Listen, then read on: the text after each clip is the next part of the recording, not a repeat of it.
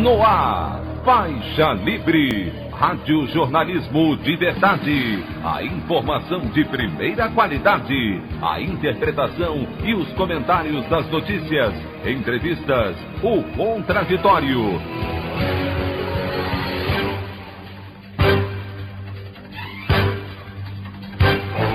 Tudo para aproximar você cada vez mais da realidade do Brasil e do mundo. Apresentação: Anderson Gomes. Câmara aprova a reforma do imposto de renda com ampliação da faixa de isenção para R$ 2.500 para a pessoa física e redução de última hora da tributação de lucros e dividendos de 20% para 15% após negociação com o governo.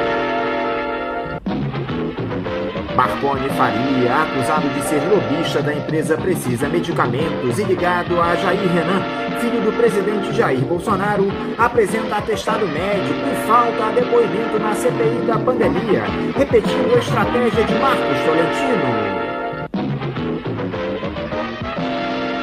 Atos bolsonaristas do 7 de setembro trazem preocupação à população brasileira sobre tentativa de insurreição contra a democracia do país. Essas e outras notícias na edição desta sexta-feira, 3 de setembro do ano de 2021, do programa Faixa Livre.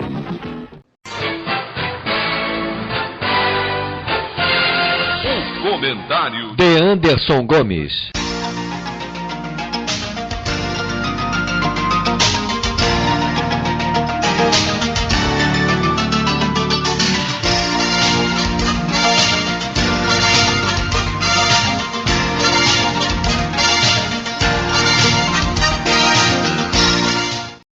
Bom dia, ouvintes. Em meio a tantos acontecimentos no nosso país, os embrólios na CPI da pandemia, essa aprovação da revisão das regras do imposto de renda, a discussão no Supremo Tribunal Federal sobre o marco temporal para a demarcação dos territórios indígenas, a própria discussão da reforma eleitoral no Congresso, um tema que passou quase despercebido foi o fim dos debates em torno dessa indecente mini-reforma trabalhista no Senado na última quarta-feira. Para isso, eu farei a leitura da coluna do jornalista Leonardo Sakamoto, publicada ontem no site UOL, onde ele disseca o tema e que tem o título "Senadores fazem rebelião dos jabutis e sepultam nova reforma trabalhista". Diz o Sakamoto: o Senado Federal enterrou a proposta de nova reforma trabalhista de Jair Bolsonaro nesta quarta, ao rejeitar, por 47 votos a 27, a medida provisória 1045. Com isso, mandou um recado ao governo: apresente um projeto decente para a geração de empregos e outro à Câmara dos Deputados, respeite os vizinhos. A reforma foi embutida em uma MP editada originalmente para reduzir jornadas e salários em meio à pandemia, a fim de proteger empresas e empregos. Com a intervenção do Ministério da Economia, o texto ganhou dezenas de emendas estranhas à proposta original na Câmara, os chamados jabutis. Tornou-se uma reforma trabalhista. Entre as mudanças estavam programas de empregos que precarizavam relações de trabalho, limitavam proteções, reduziam a renda dos trabalhadores, criavam categorias de empregados de segunda classe e pioravam as condições de serviço dos mais jovens. Mas também alterações em leis cortando horas extras, dificultando o acesso à justiça gratuita e até atrapalhando a fiscalização de trabalho escravo. O texto ganhou a antipatia de senadores da oposição, de independentes e até de aliados do governo pelo conteúdo, mas também pela forma como foi apresentado, cheio de jabutis, com pouco tempo para discussão. A MP caducaria no dia 7 de setembro, e sem a certeza de que a Câmara respeitaria as mudanças feitas pelos senadores. Ainda estava fresca na memória dos senadores o passa-moleque da MP 1040, que simplificou regras de abertura de empresas e reduziu a burocracia nos negócios, em que jabutis retirados pela presidência da Casa foram reinseridos posteriormente pelos deputados. Este é um procedimento absolutamente indevido e inaceitável que fere o processo legislativo, que fere a soberania de cada uma das instituições, a independência e autonomia de cada uma das instituições, afirmou o presidente Rodrigo Pacheco no dia 5 de agosto. Nada adiantou o líder do governo, o senador Fernando Bezerra, ter costurado um acordo com o presidente da Câmara, Arthur Lira, para que fossem removidas as alterações na CLT do projeto, como o afrouxamento da fiscalização ou a redução da justiça gratuita. Bezerra chegou a colocar seu cargo em jogo para garantir a aprovação. O clima no Senado, porém, era mais "aham, Cláudia, senta lá". É uma rebelião contra essa prática dos jabutis de forma exagerada. Não dá para introduzir matéria estranha a toda hora, com votação do plenário em regime de urgência, com pareceres exarados no último momento, afirmou o líder da minoria, senador Jean Paul Prats. Em 2017, o Senado Federal abriu mão de seu papel de Câmara Revisora, deixando passar a reforma trabalhista sem a aprovação das mudanças desejadas pelos senadores, sob a justificativa de que o país tinha pressa. Como consequência, houve muito ranger de dentes porque não foi honrado o compromisso de que essas propostas seriam aprovadas em forma de lei logo na sequência. Agora, ao que tudo indica, o Senado aprendeu a lição. A má qualidade do projeto, sob o ponto de vista dos trabalhadores, também foi tema constante das conversas entre os senadores no plenário nesta quarta. O resultado da votação também foi um recado quanto à insatisfação de senadores frente aos últimos movimentos de Jair Bolsonaro. Mesmo parlamentares da base querem que o governo pare de fomentar o caos e trabalhe. Cobrado por um projeto nacional de geração de postos de trabalho decentes para a sociedade diante de 14,4 milhões de desempregados, o governo Jair Bolsonaro tem defendido um receituário que reduz direitos em nome de uma hipotética abertura de vagas. A história recente mostra, contudo, que apostar no crescimento do número de empregos através da flexibilização de regras trabalhistas e de proteções não funciona. Pelo contrário, precariza ainda mais a vida dos vulneráveis. Após 4 anos da aprovação da reforma trabalhista, essa aposta não deveria mais fazer sentido, em razão da inegável piora nos indicadores de desemprego, de subutilização da força de trabalho e de precarização da ocupação e empregos no país, afirmou o Departamento Intersindical de Estatística e Estudos Socioeconômicos, o DIESE, em nota técnica sobre a MP 1045. O governo Bolsonaro aproveitou o momento de fragilidade da economia trazido pela pandemia para justificar a aprovação das mudanças estruturais embutidas nas justificáveis medidas emergenciais da MP 1045. Há uma certa coerência nisso. Afinal, Bolsonaro criticou duramente nas eleições proteções conquistadas por trabalhadores em décadas de lutas. Em sabatina a empresários em julho de 2018, deixou claro que o trabalhador vai ter que decidir se quer menos direitos e emprego ou todos os direitos e desemprego. E um mês depois, propôs que jovens tivessem menos direitos ao ingressar no mercado de trabalho. Para sobreviver à crise, trabalhadores expulsos do mercado formal tornaram-se vendedores de comida na rua e motoristas e entregadores de aplicativos. Para o governo, são empreendedores. Para os críticos, são precarizados. Discussões sobre como melhorar a qualidade de vida dessa parcela da população deveriam ser prioridade no Palácio do Planalto. Jair, contudo, prefere viajar o Brasil para inaugurar Pinguela, andar a cavalo e ameaçar o STF.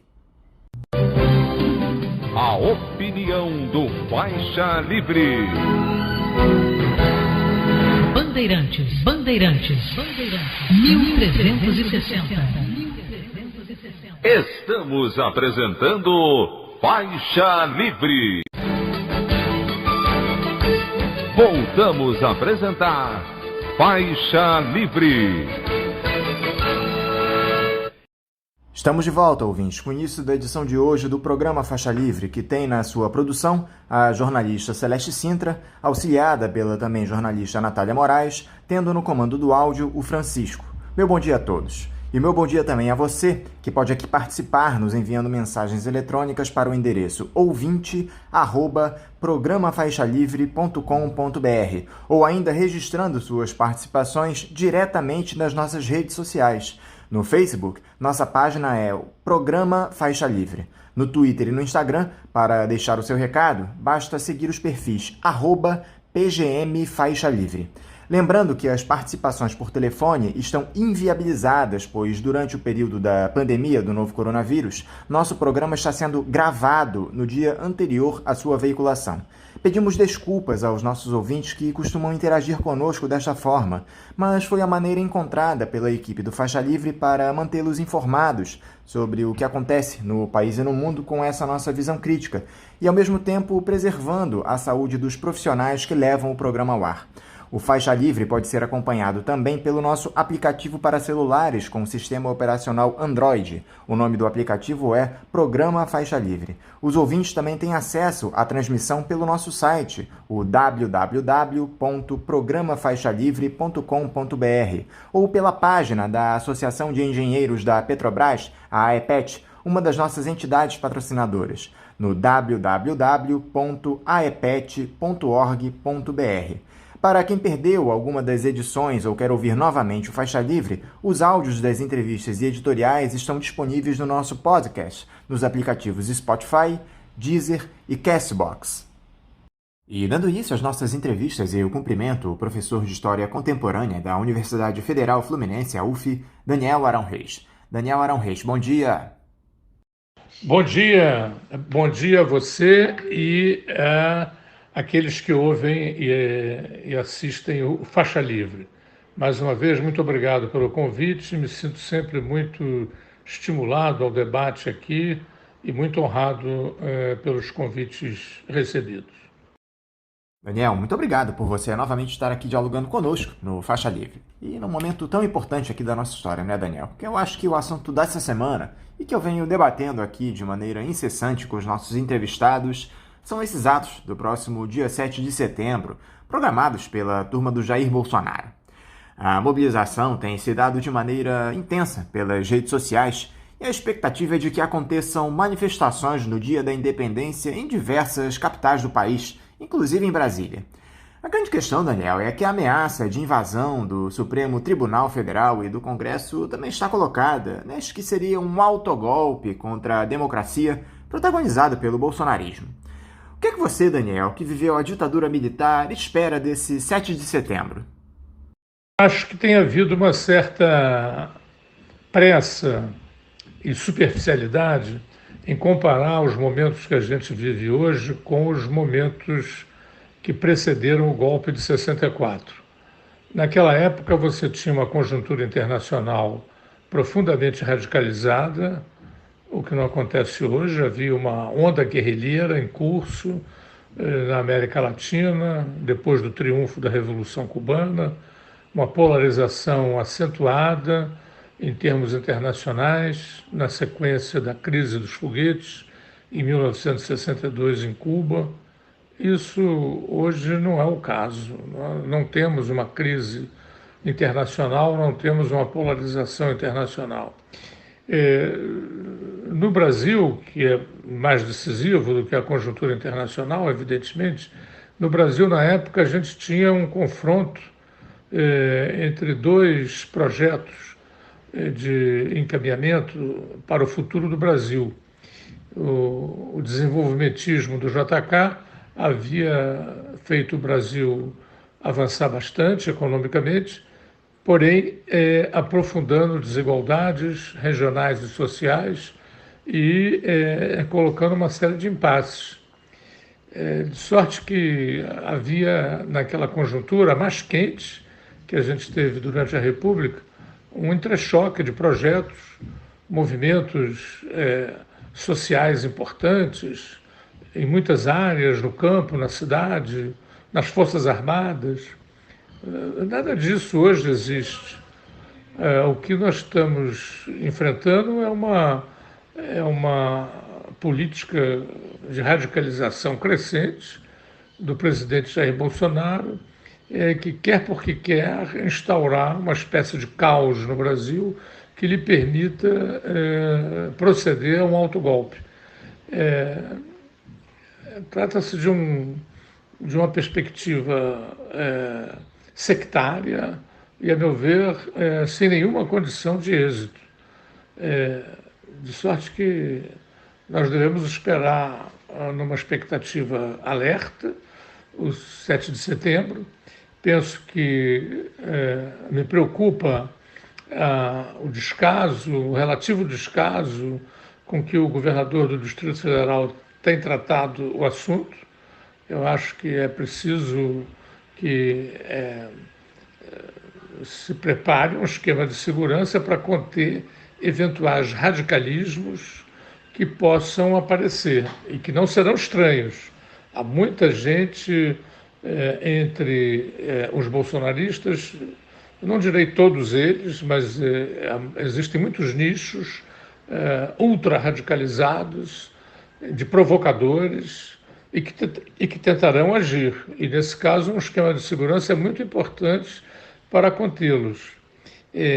Para além dos bravateiros, né, que são muitos também, nas hostes bolsonaristas, há pessoas muito sectárias, radicalizadas, e que podem tentar invadir o Supremo, invadir o Congresso.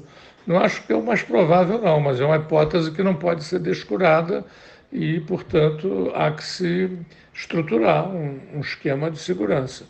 Também penso que as esquerdas democráticas não devem se atemorizar com isso e devem manter as suas manifestações, evidentemente que não na mesma hora e no mesmo lugar que os bolsonaristas, porque isso poderia ampliar as condições de uma provocação e de um enfrentamento que não interessa nesse momento, um enfrentamento de rua, não interessa nesse momento às esquerdas democráticas.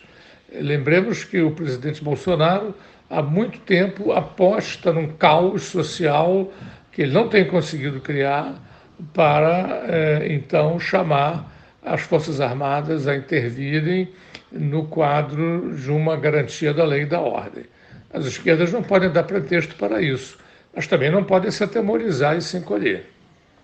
Uma das teorias que eu tenho visto por aí, Daniel, é essa possibilidade de o Jair Bolsonaro utilizar eventuais atos de vandalismo realizados pelos seus apoiadores no dia da independência para justificar a decretação de um estado de sítio no país e ter o controle absoluto. Ou seja, um golpe travestido de legalidade. Você acredita nessa hipótese, Daniel? A meu ver, trata-se de uma hipótese perfeitamente desequilibrada. Só mesmo nas alucinações que assombram o Bolsonaro pode haver uma ideia de atmosfera de golpe. No Brasil não existe essa atmosfera, não existem forças articuladas em torno dessa ideia e não existe um programa para desdobrar um golpe de Estado. Quer dizer, então eu não vejo realmente viabilidade para isso. Eu acho que, mesmo no caso de uma situação caótica, socialmente estabelecida, que possibilite a chamada das Forças Armadas para intervir no quadro de uma GLO, isso não teria muita dificuldade em se desdobrar num golpe de Estado. Uma ditadura no Brasil, contra quem exatamente? Então, eu penso que é totalmente improvável um golpe de Estado e, se ele acontecer, acho que ele vai fracassar.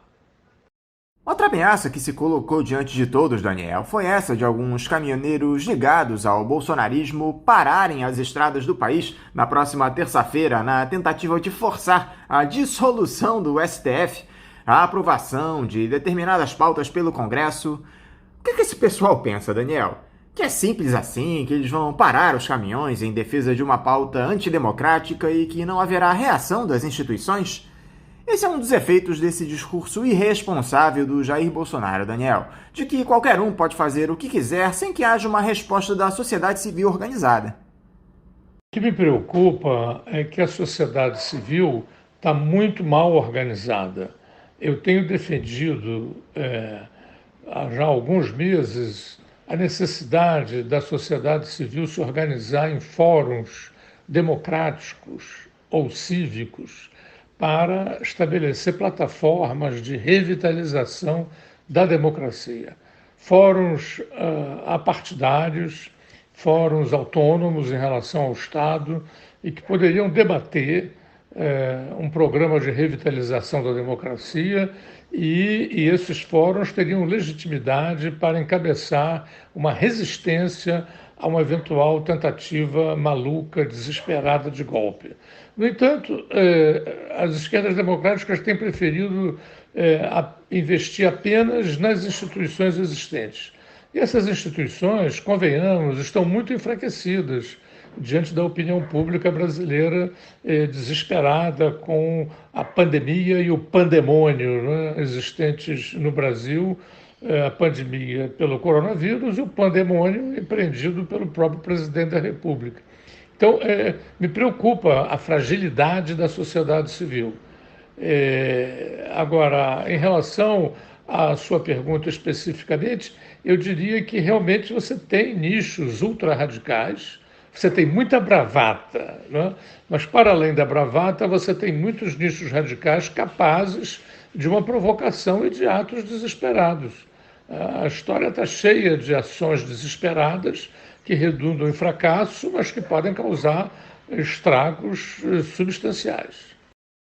Como é que as Forças Armadas tendem a se portar nesse 7 de setembro, Daniel? Os generais bolsonaristas que compõem as corporações têm alguma chance de sobressair? Ou a maioria dos militares vai atuar como rege a Constituição, defendendo os interesses do país e a estabilidade institucional? Mesmo os especialistas em questões militares, que estudam os militares, têm dúvidas a respeito de como reagiriam as Forças Armadas numa situação de caos social. Você tem ali elementos a favor da legalidade e você tem também, sobretudo na oficialidade média e principalmente nas polícias militares, pessoas radicalizadas e dispostas a fazer provocações e a mergulhar em atitudes aventureiras, né? Então, de certo modo imprevisível a gente hoje definir o que vai acontecer exatamente em caso de caos social, porque é possível que as manifestações se desdobrem sem poder, sem que seus nichos mais sectários e radicalizados consigam instaurar o caos. Nesse sentido, se não houver o caos, estaremos todos perfeitamente tranquilos no dia 8. Agora, se eles conseguirem explodir bombas e tentar invadir prédios, aí, nesse caso, as Forças Armadas poderão ser chamadas no quadro da GLO. O estado de sítio é mais complicado, porque ele depende da aprovação do Congresso. E duvido muito que o Congresso dará essa aprovação.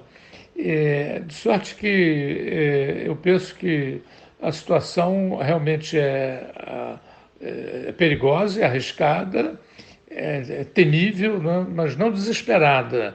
Eu não acho provável que, mesmo havendo a possibilidade de uma ação extremista, ela vai desembocar numa ditadura que tenha condições de durar no Brasil. Para isso, seria necessária uma conjuntura internacional e nacional favorável, que eu tentei já demonstrar que não existe. Não existem. No caso dos policiais, Daniel, me parece que o buraco é bem mais embaixo. Essas milícias que existem nas PMs Brasil afora, que agem em apoio irrestrito ao Jair Bolsonaro, também prometem marcar presença nas ruas no 7 de setembro, desobedecendo à legislação que proíbe manifestações políticas de oficiais da ativa. Talvez esse seja o principal foco de atenção desses atos, Daniel, a atuação dos policiais militares bolsonaristas. Como é que você analisa esses eventuais focos de insurreição desse pessoal? No caso dos policiais, a competência é dos governadores. Eu acho que tem faltado pulso forte aos governadores de esquerda e mesmo de centro, que se identificam democráticos, em lidar com essa situação. Já houve vários momentos de insurgência dessas PMs, né, no Espírito Santo, no Ceará, e que foram, em vez de contempladas com os responsáveis, em vez de serem contemplados com punição, foram contemplados com anistias. Então, eu acho que a sociedade deve cobrar dos governadores, se de um lado o Bolsonaro tem responsabilidade nessa radicalização, por outro lado, os responsáveis maiores são os governadores, que devem atuar para dissolver esses bolsões sectários dentro das PMs e discipliná-los de acordo com os códigos e com os regulamentos que regem essas corporações. O fato, Daniel, é que o Jair Bolsonaro vem perdendo força, percebe que o cerco se fecha para ele e seus filhos e apela para o recrudescimento do discurso, promovendo todo e qualquer tipo de ameaça. Exemplo disso foi aquele pedido de impeachment inédito e sem fundamento algum do ministro do Supremo Alexandre de Moraes. O ex-capitão acuado, Daniel, representa algum risco? Me parece que Bolsonaro trabalha bem no cenário de caos, mas quando ele tem o protagonismo, quando assume a pauta política, quando ele vira vítima dos seus próprios desmandos, a impressão que dá é que a coisa se inverte. Essa é a evidência, né, que a perda de credibilidade, de força do Bolsonaro está bem registrado nas pesquisas e nos setores populares, desesperados com o processo da pandemia.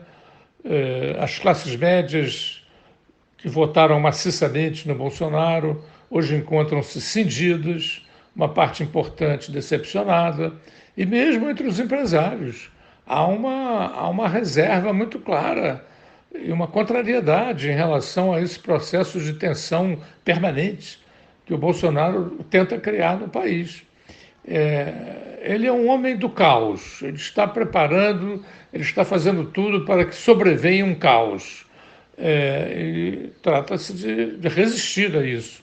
E desse ponto de vista eu insisto que as esquerdas democráticas estão mal aparelhadas para lidar com uma situação de dificuldade, porque elas estão apenas investindo no Congresso e no Supremo Tribunal, e não nas suas próprias organizações, através de fóruns cívicos e democráticos que pudessem estruturar, vertebrar melhor uma oposição a uma tentativa desesperada, que pode vir, sem dúvida, desses nichos radicais estimulados pelo Bolsonaro.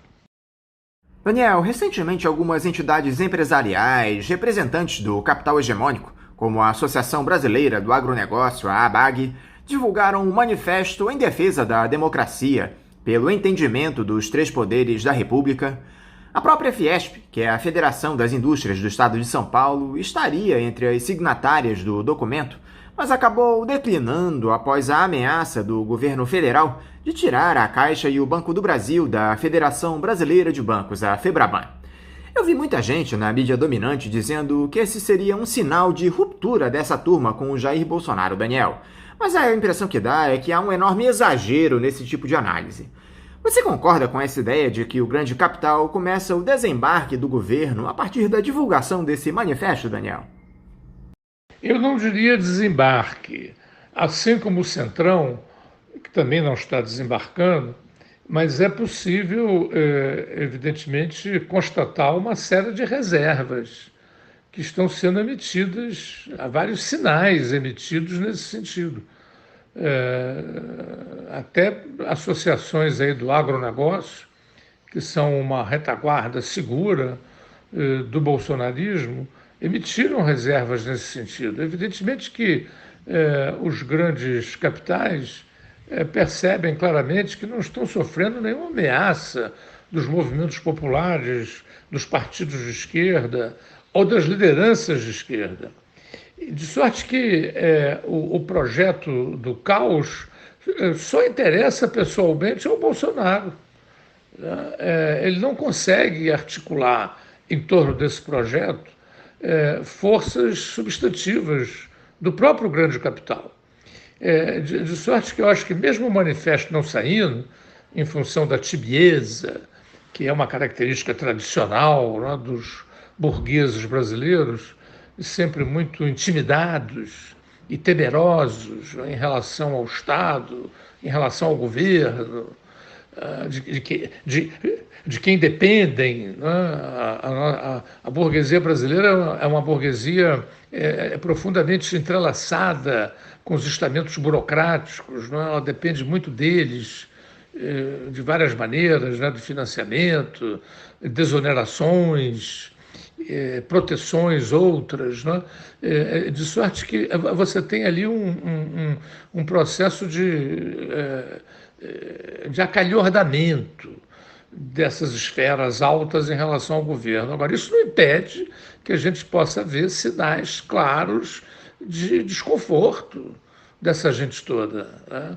E é por isso que eu digo que um golpe do bolsonarista teria muita dificuldade de permanecer, mesmo que ele tivesse um sucesso eventual, porque as forças da ordem capitalista no Brasil não estão interessadas em construir um processo de enfrentamento geral, de criá-lo artificialmente, né? Porque esse processo de enfrentamento geral simplesmente não existe em termos objetivos. De sorte que eu diria que realmente é possível perceber, né, desconforto, né, crescente em várias áreas que votaram no Bolsonaro, inclusive nas altas esferas do capital. Mas isso não quer dizer que eles estejam desembarcando do governo. Eles prefeririam um governo menos turbulento, né, para que pudessem executar seus bons negócios em paz. E as tais forças democráticas, Daniel, como tem se colocado diante desse cenário de pandemônio que se estabeleceu no país? A atuação da oposição se dá na medida em que a realidade impõe? Eu tenho tido uma visão muito crítica das forças democráticas. Elas estão muito intimidadas, elas custaram a vir para as ruas, alegando problemas da pandemia, que realmente eram verdadeiros, porém, deviam ser enfrentados. Como os colombianos lá, que levantaram essa bandeira. O governo é mais perigoso que o vírus. Então, você pode organizar manifestações ao ar livre, onde o vírus não transita com uma violência com que ele transita nos lugares fechados, com distanciamento, com máscaras. Isso não quer dizer que ninguém possa pegar coronavírus, porém, há um certo momento em que você tem que defender valores e ideias, e isso prevalece em relação a riscos de uma doença, mesmo essa doença mortal. Em todo caso, eu penso que essa timidez de ir para as ruas já foi superada, já houve 3 grandes manifestações, né, e eu acho que elas devem permanecer. O que me preocupa são 2 coisas. Primeiro, é que essas manifestações se concentram única e exclusivamente no fora Bolsonaro. Ora, é muito difícil você conseguir hoje maiorias no Congresso Nacional para depor o Bolsonaro através do impeachment. Mesmo que esse impeachment fosse liberado pelo presidente da Câmara, ele tem tantas etapas para chegar ao seu final, que ele chegaria ao final poucos meses antes das eleições. Impeachar o Bolsonaro 3, 4, 5 meses antes das eleições vai permitir aos seus adeptos apresentarem esse impeachment como um golpe, como os petistas fizeram com a Dilma. Isso vai deslegitimar a deposição do Bolsonaro. Eu penso que eu tenho uma crítica particular, já defendi isso aqui várias vezes, acho que o impeachment é um instrumento autoritário e que deve ser substituído pelo plebiscito revogatório, que é um instrumento propriamente democrático para você depor governantes eleitos pelo povo. Hoje é muito difícil também aprovar o plebiscito revogatório. E eu penso, então, que seria mais consequente para as esquerdas democráticas, ao invés de apostar todas as suas fichas no Congresso Nacional e no Supremo Tribunal Federal se auto-organizar. O que impede as forças democráticas de empreender um processo de auto-organização em cada cidade, formar fóruns de lideranças políticas, sindicais, populares, artistas, se reunirem em fóruns para debater e para propor a revitalização da democracia. Porque, não nos esqueçamos, o Bolsonaro, se ele cria o caos, ele é produto também de um certo caos. A que caos eu quero me referir? Ao desgaste profundo do processo da chamada Nova República. Esse processo de desagregação da Nova República, de decomposição da Nova República, ele vem lentamente se desdobrando há muito tempo. E o Bolsonaro, ele é um produto disso. Então, remover o Bolsonaro apenas não nos vai abrir um horizonte estimulante. Para abrir um horizonte estimulante, é preciso que as forças democráticas proponham a democratização da democracia, a renovação da democracia. É preciso que se discuta pontos fundamentais dessa revitalização, como, por exemplo, a renda básica, como, por exemplo, investimentos maciços na saúde para nos defender dessa e de pandemias vindouras. Todos os especialistas do mundo estão falando que nós vamos ter o século XXI, é o século das pandemias. Então é preciso investimentos maciços na saúde, é preciso investimentos maciços na educação, né, para diminuir esse altíssimo nível de desemprego que nós temos hoje. Né? A gente não vai ter, mesmo na revitalização de um processo industrial e agrícola, não vamos ter condição de incorporar essa gente toda se não houver um processo de formação dessa gente toda, né, que está aí desempregada hoje, cuja maioria não tem qualificações para desempenhar nenhum tipo de trabalho numa economia moderna. Então é preciso investimentos maciços na saúde, na educação. É preciso uma outra concepção de segurança, liquidando essa cultura de morte que prevalece das nossas polícias. É preciso defender uma perspectiva de meio ambiente, né?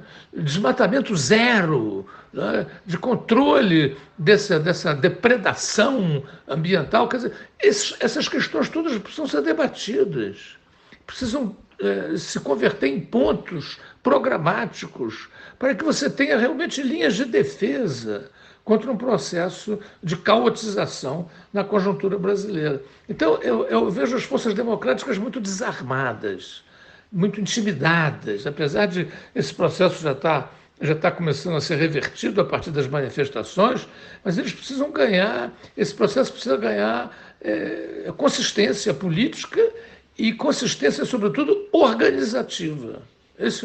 Esses são os pontos que eu tenho mais defendido ultimamente.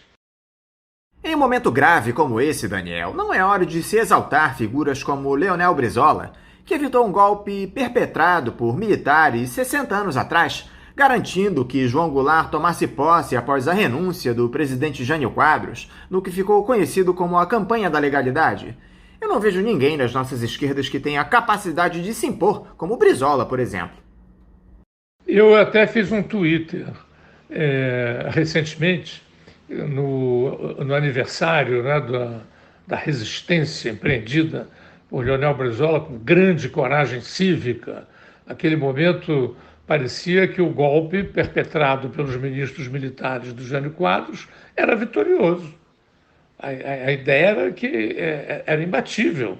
E ele, apenas com a brigada lá, brigada militar, né, polícia militar lá do Rio Grande do Sul, e com o povo de Porto Alegre, que ele convocou e armou, né, para defender a legalidade. Posteriormente, estruturou-se uma ampla cadeia de rádios, cadeia da legalidade, e aí, a partir daí, ele fez a sua famosa frase, né? Dessa vez os senhores não vão levar pelo telefone, referindo-se às manobras tradicionais entre os militares brasileiros de se consultarem telefonicamente a respeito das forças de cada um para chegar a um acordo. Então, essa intervenção do Brizola, do Leonel Brizola, foi efetivamente decisiva para abortar o golpe. Infelizmente, o Jango acabou aceitando uma conciliação na forma do parlamentarismo, que foi imposto à nação, e também aceitou a conciliação de não punir os golpistas. Isso é uma tradição. A gente aqui estava falando das insurgências das PMs, que em vez de ser punidas, são agraciadas com anistias. Isso não fortalece o regime democrático. Então eu penso que tem faltado coragem cívica às nossas lideranças. Né? Eu não ponho em questão a coragem pessoal de cada um, isso não está em questão. O que está em questão é a coragem cívica de você enfrentar, né, esses bolsões radicais. Como faltou coragem, por exemplo, às nossas lideranças civis, no contexto da nova república, de lidar com a questão das Forças Armadas. Deixou-se os militares ficaram ali de lado, mordendo seus dentes, ressentidos, cultivando aquelas suas expectativas de tutores da República. As lideranças civis deveriam ter imposto a eles uma dinâmica que é a deles constitucionalmente, que é a de funcionários públicos uniformizados. Eles são isso, funcionários públicos uniformizados. Mas não houve a coragem de chamá-los para discutir, chamar a sociedade também para discutir a questão do papel das Forças Armadas numa democracia. Isso não foi feito. Houve um comentarista estadunidense, estudioso aqui dos nossos processos históricos, que comentou uma vez: parece que o Brasil não tem Forças Armadas, porque os candidatos não falavam nada a respeito. Como se fosse possível ignorar. É a tática do avestruz, enfia a cabeça na terra e imagina com isso que está se livrando dos problemas. Mas os problemas, ao invés de melhorar, podem piorar, e foi o caso do Brasil. Hoje você tem as nossas Forças Armadas são permeadas de perspectivas anacrônicas, de Guerra Fria e de ressentimentos também em relação ao tempo da ditadura. De sorte que é preciso realmente a gente tentar pressionar os governos estaduais, os prefeitos. Né? Há muitas lideranças políticas em cidades importantes, em estados importantes, que se comprometem com a democracia e que desdobrem esse compromisso em ações, né? E em chamados, né? Para que as pessoas se organizem. A gente não pode ficar apenas tendo como ação política o voto de 4 em 4 anos. O voto é muito importante.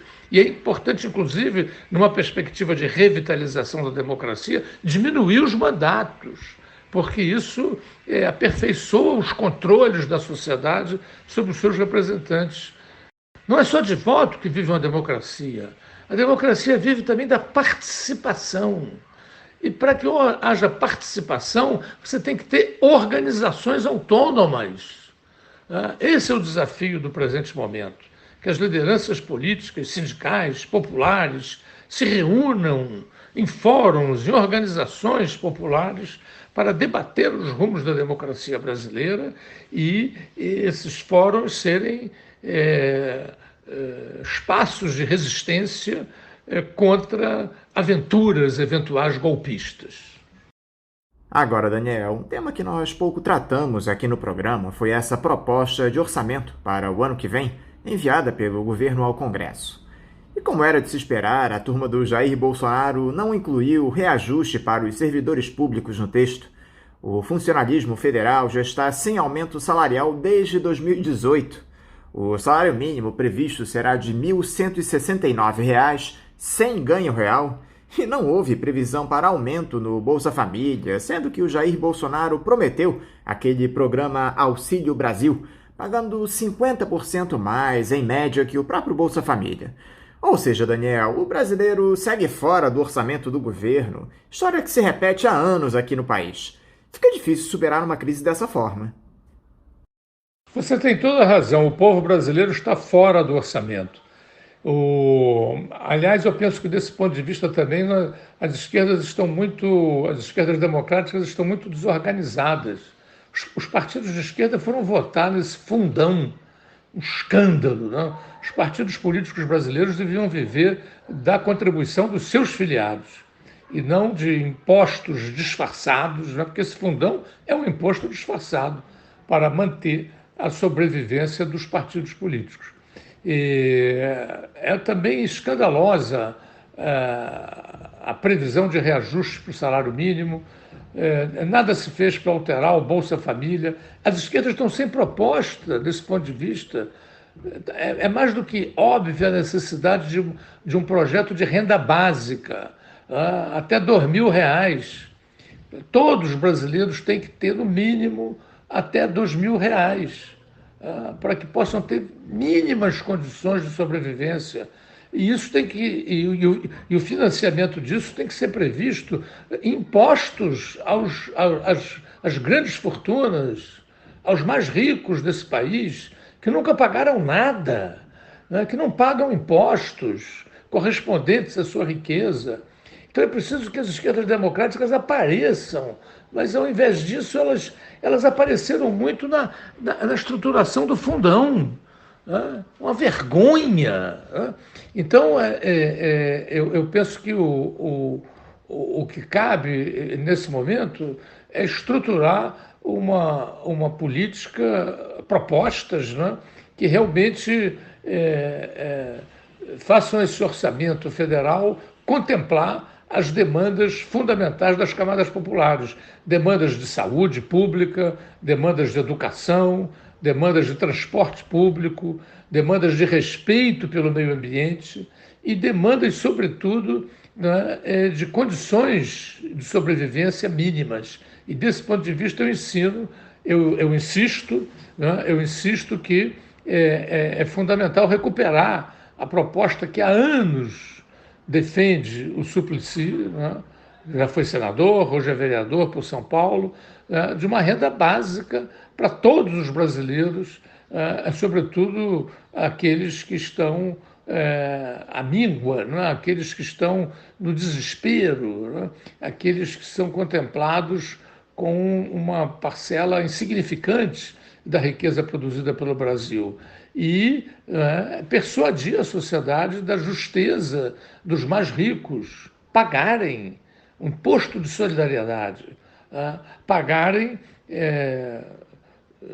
ao contrário da tradição, né, pagarem numa reforma tributária popular, pagarem por esses reajustes. Daniel Arão Reis, mais uma vez, muito obrigado por você conversar aqui conosco no Faixa Livre. Eu quero te desejar um ótimo final de semana, um bom feriado e que essa ameaça golpista que se colocou não passe de mais uma bravata do bolsonarismo. Muito obrigado, Daniel. Um forte abraço. Mais uma vez, sou eu que agradeço o convite e vamos sim nos mantermos aí atentos a esse processo aventureiro que está se criando em torno do dia 7 de setembro, manter as manifestações das esquerdas democráticas nas ruas, em horários e espaços diferentes, né? E, sobretudo, cuidar de reforçar o processo de auto-organização das gentes. Muito obrigado pelo convite, sempre disponível para participar desses debates em favor da democracia e da revitalização da democracia, da democratização da democracia brasileira. Muito obrigado. Conversamos aqui com o professor de História Contemporânea da Universidade Federal Fluminense, a UF, Daniel Arão Reis. Como vocês, ouvintes, sabem, o Faixa Livre tem passado por um processo de transição nos últimos tempos que provocou algumas mudanças e também adaptações às novas tecnologias. Uma delas é justamente a adoção de uma chave Pix, essa nova modalidade de transferência de valores para os ouvintes que desejam contribuir com qualquer quantia para a manutenção do programa.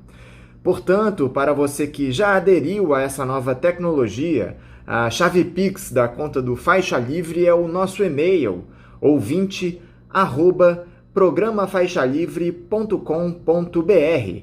Repetindo, a nossa chave Pix é ouvinte@programafaixalivre.com.br. Para você que faz transferências da maneira tradicional, a nossa conta em nome da Associação de Funcionários do BNDES, a AFBNDES, no Banco Itaú, agência 1964, conta corrente de número 03004, dígito 1. Repetindo, a agência do Banco Itaú, 1964, conta corrente 03004, dígito 1. O CNPJ da AFBNDES para a realização de depósitos de quem não é cliente do referido banco é o 33984-550-0001-41. Repetindo, o CNPJ da AFBNDES é o 33984-550-0001-41. Lembrando que todos os recursos depositados nessa conta são destinados exclusivamente ao financiamento dos custos do Faixa Livre. Para quem não conseguir anotar as informações referentes à conta, elas estarão disponíveis no nosso site, o www.programafaixalivre.com.br, e nas nossas redes sociais, no Facebook, Twitter e Instagram. Então, repetindo mais uma vez, a nossa chave Pix é ouvinte@programafaixalivre.com.br e a conta corrente da AFBNDES do Banco Itaú, agência 1964, conta de número 03004, dígito 1. Vamos agora ao nosso primeiro Voltamos a apresentar Faixa Livre. Já voltamos, ouvintes, e agora eu saúdo o coronel da Reserva Remunerada da Polícia Militar, pesquisador do Núcleo de Identidade Brasileira e História Contemporânea da Universidade do Estado do Rio de Janeiro, a UERJ, Ibis Pereira. Ibis Pereira, bom dia. Bom dia, Anderson. Quero saudá-lo, agradecer o convite, saudar a você e a todos os seus ouvintes. Ibis, muito obrigado por você conversar aqui conosco no Faixa Livre. Ibis, esse caldeirão em que se transformou o Brasil, desde a chegada do senhor Jair Bolsonaro à presidência da República, tem uma série de ingredientes importantes e um deles é justamente o apoio ao ex-capitão dessas milícias que existem nas corporações policiais de todo o país. Isso se torna mais importante nesse momento em que há manifestações marcadas pelos apoiadores do chefe do Executivo para o próximo dia 7, data em que se celebra a suposta independência do Brasil. Alguns policiais têm convocado seus colegas de farda para marcarem presença nesses atos, ainda que isso seja ilegal, a participação de oficiais em eventos de cunho político. Primeiro, Ibis, o que você espera desses atos do 7 de setembro? É justo esse temor de que haja um autogolpe patrocinado pelo bolsonarismo? Olha, eu espero mais um dia de lamentáveis aborrecimentos, Eu digo isso porque, para um brasileiro que gosta do seu país, é muito entristecedor ligar a televisão e ver milhares de outros brasileiros saindo pelas ruas fantasiados, se achando patriotas e querendo rasgar a ordem democrática, achando que a gente vai construir um país descumprindo, desacreditando e violentando a Constituição do nosso país. Assim a gente não vai construir um país, de modo algum, pedindo ditadura, pedindo a quebra da ordem democrática. Então o que eu espero concretamente é ter mais um dia de aborrecimento, de tristeza, por verificar que existem tantos brasileiros que são insensíveis com relação à democracia como o único caminho para a gente construir um país e uma sociedade livre, justa e solidária, como determina a Constituição de 1988.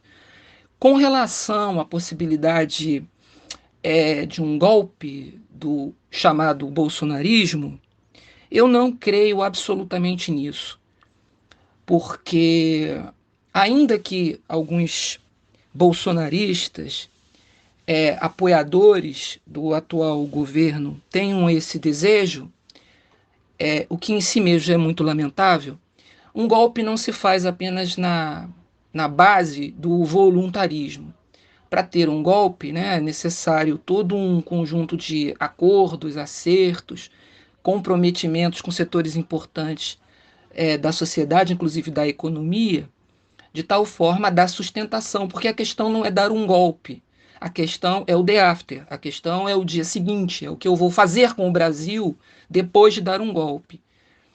E me parece que essas pessoas que estão indo às ruas pedir golpe não têm a menor noção, não têm o menor projeto para o país.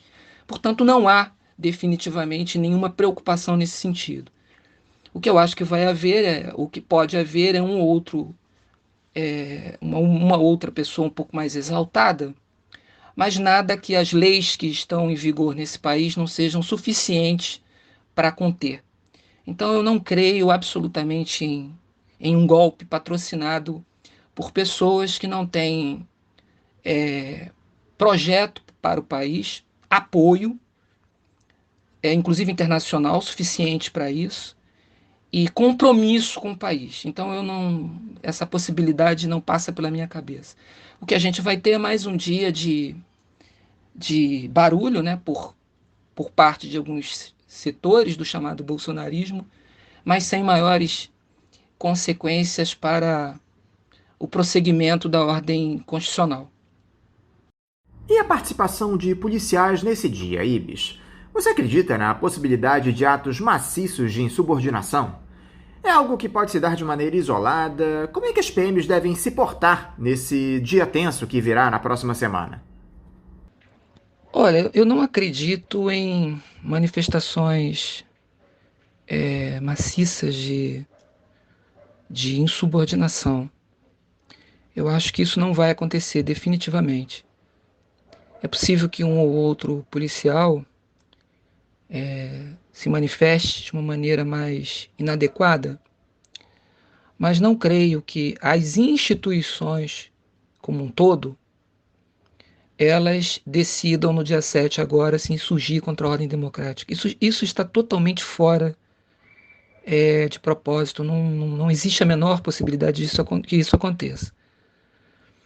Agora, acredito que as instituições policiais também têm mecanismos jurídicos, mecanismos legais de responderem a eventuais quebras de disciplina por parte de alguns dos seus integrantes. Eu acho que nós não temos que ter medo de que as instituições participem de um golpe, as instituições policiais, quero dizer, participem de um golpe no dia 7 de setembro. Agora, se nós estamos preocupados com isso, Anderson, eu quero insistir muito nesse ponto. Significa que talvez tenha chegado a hora de nós repensarmos o modelo policial para o Brasil. Porque uma sociedade não pode ter medo das suas polícias e de seus policiais. Uma sociedade tem que ter confiança na sua polícia. E essa confiança depende muito da polícia. Quanto mais fidelidade à Constituição, ao Estado Democrático de Direito, uma polícia tiver, mais amplia o seu nível de confiança, mais ela conquista a sociedade como um todo. A polícia, o policial, no cotidiano, no dia a dia, tem que espelhar o Estado Democrático de Direito, tem que ser o Estado Democrático de Direito nas ruas. Isso não combina absolutamente com atitudes golpistas. Isso não combina com a postura de alguns policiais de se insurgirem contra as instituições democráticas. Um policial deve ser, acima de tudo, um defensor da Constituição do seu país. E precisa tomar muito cuidado com a forma como veicula suas opiniões. Porque não se pode admitir que alguém que tenha escolhido como atividade profissional uma carreira de Estado e policiais, a carreira policial é uma carreira de Estado, não é razoável admitir que quem tem optado por uma carreira de Estado, passe a se comportar como um antagonista desse Estado democrático de direito, como um adversário, como um inimigo do Estado democrático de direito. Significaria isso concluir que essa pessoa está profundamente equivocada com a profissão que abraçou. Agora, eu insisto, eu acho que o simples fato de estarmos preocupados com essa possibilidade é sinal de que nós precisamos começar a repensar as instituições policiais que temos. Está na hora da gente começar a pensar em instituições policiais que tenham compromissos mais explícitos com o Estado democrático de direito, seus princípios e seus valores. Falando mais detidamente sobre as forças de segurança, Ibis, como é que você vê a adesão de policiais e bombeiros ao discurso do bolsonarismo? Esse grupo que apoia o presidente da República é minoritário dentro das corporações? Olha, eu não saberia dizer se é minoritário. Eu me afastei do serviço ativo em 2016, no início de 2016. Quando não se falava ainda nesse fenômeno político que é o bolsonarismo, né? Esse é um fenômeno político recente, contemporâneo ali das eleições. Pelo menos a partir de 2018 é que a gente deu esse título, né, ao fenômeno político dessa extrema-direita que se reconfigura em torno dessa ideia, né, ou conceito. Então eu não saberia te dizer se esse movimento é minoritário ou se o número de simpatizantes é minoritário ou majoritário dentro das instituições militares estaduais. O que eu acho é que, o que eu penso é que o bolsonarismo em si, como fenômeno político de reconfiguração da extrema-direita no Brasil, que tem muito que ver com esse mesmo fenômeno de reconfiguração dessa extrema-direita raivosa em outros lugares do mundo, né? Aqui no Brasil ele se configurou dessa forma, em outros lugares do mundo ele adquiriu outras tonalidades. Eu creio que as polícias, as instituições policiais, a segurança pública de um modo geral, contribui para a formação do fenômeno. Eu discordo um pouco da análise que muitas pessoas fazem de que o bolsonarismo influencie ou atue seduzindo as instituições policiais. Eu penso que o fenômeno político que a gente tem chamado de bolsonarismo, parte daquilo que o explica, parte de suas raízes, é isso que eu quero dizer, estão no chamado sistema de segurança pública. Eu creio que a relação é um pouco de criador e criatura. Acho que o fenômeno bolsonarista, a maneira como essa extrema-direita se reconfigura ou assume forma, talvez essa seja uma expressão melhor, encontra na segurança pública do nosso país e nas suas forças de segurança o seu nascedouro, ou parte de sua origem. Tá? O que significa um desafio para nós, né? Significa que talvez nos últimos anos nós não tenhamos olhado as instituições de segurança com a atenção que nós deveríamos ter olhado. Acho que ao longo, pelo menos desde a redemocratização, sobretudo depois de 5 de outubro de 88, quando publicamos ou promulgamos a atual Carta Magna, acho que não temos tido uma atenção devida com relação às polícias, às instituições militares estaduais que deveríamos ter tido. Em função disso, essas instituições acabaram se tornando um meio por onde essa extrema-direita encontrou um solo fértil para implantar suas raízes, né? Com isso eu quero dizer que, na minha forma de ver, o bolsonarismo tem parte da sua explicação nas instituições de segurança pública. Então, o que significa um desafio para nós. Significa que a gente precisa repensar o modelo de segurança pública no Brasil. Algumas autoridades têm reagido a essa possibilidade de insubordinação de policiais, Ibis. Eu acho que o exemplo mais evidente é do governador de São Paulo, João Dória, do PSDB. Ele chegou a afastar o coronel da PM, Alexander Lacerda, que comandava batalhões no interior do estado, por ele ter feito postagens em redes sociais com ataques e ofensas a integrantes do Supremo Tribunal Federal, do Congresso e ao próprio governador. Além disso, o tucano disse que não serão permitidos policiais armados nos atos marcados para a Avenida Paulista e que até eles serão revistados. Qual é a análise que você faz para essa postura do João Dória, Ibis? Eu quero dizer que concordo plenamente com a atitude tomada pelo senhor governador de São Paulo. As instituições policiais, elas estão subordinadas aos governos estaduais. Os governadores são os chefes das instituições policiais e não podem admitir atos de indisciplina. Não podem admitir que os integrantes das instituições policiais se insurjam contra a ordem democrática, se insurjam contra o Estado democrático de direito. Eu creio, acredito e aplaudo a postura tomada pelo governador de São Paulo. Ele está rigorosamente correto e merece todo o apoio da sociedade brasileira. O governador está defendendo a Constituição e defendendo as instituições policiais. As instituições policiais, elas existem para defender a ordem constitucional. As instituições policiais encontram autoridade na Constituição. Quando um componente dessas instituições resolve se insurgir contra a ordem constitucional, resolve rasgar a Constituição, na realidade, esse policial ele está traindo a sua instituição. Ele está traindo o povo brasileiro. Ele está traindo a sua atividade profissional. Então, eu acredito que o governador, ao adotar essa postura, ele está defendendo a Constituição, as leis do nosso país e está defendendo as instituições que estão sob a sua autoridade. Então, é uma iniciativa que merece o nosso aplauso.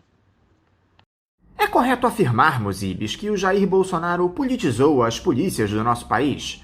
Esse é um processo que tem como marco de partida a chegada do ex-capitão ao Palácio do Planalto? Olha, Anderson, eu não gosto muito de utilizar a expressão politizar, que remete à ideia de política, né, para esse tipo de prática. Para uma prática que muitas vezes aponta para uma participação deturpada de agentes públicos no processo político, no sentido de estimular alguns integrantes das instituições militares e militares estaduais a descumprirem o seu juramento de defesa das instituições democráticas. Eu não gosto de chamar esse tipo de estímulo de política ou de politização. Eu acho que política é uma expressão muito nobre e está associada, na minha forma de entender, à promoção da vida e à promoção de valores ligados à convivência fraterna entre os seres humanos. Espalhar o ódio entre brasileiras e brasileiros não me parece uma prática política. Eu não gosto de utilizar essa expressão para esse tipo de tática, de método, que no fundo é extremamente contrário e lesivo aos interesses nacionais. Eu, como disse anteriormente, vejo no bolsonarismo vejo o bolsonarismo como consequência, em parte, do fato de nós não termos equacionado a segurança pública no Brasil a partir dos princípios e dos valores consagrados no Estado Democrático de Direito com a Constituição de 1988. Nós não conseguimos, em 33 anos, nossa Constituição fará 33 anos agora em outubro, Nós não conseguimos, em 33 anos, construir instituições policiais nesse país fundadas ou que espelhem nas suas práticas os princípios, os valores do Estado Democrático de Direito. E acho que nós não aceitamos o desafio de promover uma reforma das instituições policiais depois de 21 anos de ditadura. Nós herdamos um modelo da ditadura militar e, ao invés de promovermos uma reforma nessas instituições, nós trouxemos essas instituições e suas práticas para o interior do Estado Democrático de Direito. Creio que o que estamos assistindo hoje é as consequências. Tem muito que ver com as consequências desta opção que à época fizemos. Então eu não utilizaria a expressão politizar para o que nós estamos assistindo hoje.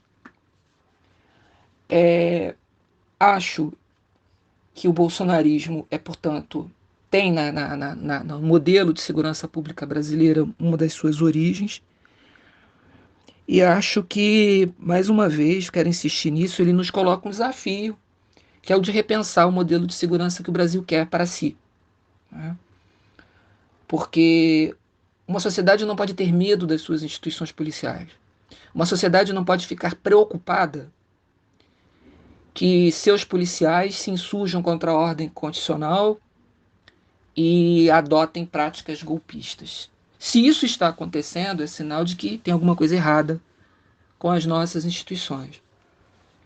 E nunca é tarde para promovermos as mudanças que precisamos adotar para que tenhamos instituições mais comprometidas com a democracia e o Estado Democrático de Direito. Essa demanda de alguns policiais, Ibis, que desejam ter o direito de se posicionar politicamente, mesmo estando na ativa, você considera como justa? Você acha que as PMs podem se manifestar não apenas em pautas ligadas à política partidária, mas pelo reajuste dos seus vencimentos, por exemplo? Tivemos algumas rebeliões recentes no Nordeste de policiais insatisfeitos, inclusive no Ceará, onde o senador Cid Gomes chegou a ser baleado. É um tema até certo ponto complexo, Ibis. Você acha razoável esse tipo de reivindicação dos policiais? Olha, Anderson, a pergunta que você me faz é de extrema complexidade. Não é uma pergunta fácil de responder. Porque, veja, você coloca duas questões muito interessantes. Por um lado, um policial é uma brasileira ou um brasileiro, e, portanto, possui o direito da manifestação do seu pensamento. Por outro lado, a gente não pode esquecer que nenhum direito é absoluto e que existem formas e formas de expressar, de manifestar os seus direitos. Por outro lado, também, o brasileiro ou a brasileira que opta em fazer parte da polícia precisa entender que está ingressando numa carreira de Estado. Um policial exerce uma função relevante para o Estado, para a vida do Estado. Um policial, ele tem um compromisso, portanto, com o Estado, que no Brasil é de direito e é democrático. Um policial não pode esquecer que o exercício da sua atividade tem que ter compromisso com a defesa da sua Constituição, com a defesa das leis, com a defesa da ordem democrática. Sair por aí pregando golpe, sair por aí pregando o fim do Estado Democrático de Direito é uma violação à própria natureza, o próprio sentido da existência de uma instituição policial no Estado Democrático de Direito. Agora, por outro lado também, me parece que todas essas manifestações que temos assistido no nosso país nos últimos anos, com relação a essas demandas, indicam que nós precisamos promover uma mudança, uma reforma nas instituições policiais, que possam compatibilizar esses direitos, mas dentro de um regramento, dentro de um sistema de normas de direitos que disciplinem o exercício dessa manifestação. Nós estamos falando numa carreira de Estado, insisto na questão, Nós estamos falando da manifestação de profissionais que trabalham armados para a segurança da coletividade, para a segurança da sociedade, e que precisam trabalhar monitorados o tempo inteiro e debaixo de todo um sistema de disciplina do qual a sociedade não pode abrir mão. Então, me parece que o que nós precisamos fazer nesse momento é olhar para a arquitetura jurídico e institucional que organiza as polícias no Brasil, todas elas, e construir um modelo que garanta aos policiais o direito de manifestar o seu pensamento dentro e rigorosamente dentro do Estado Democrático de Direito.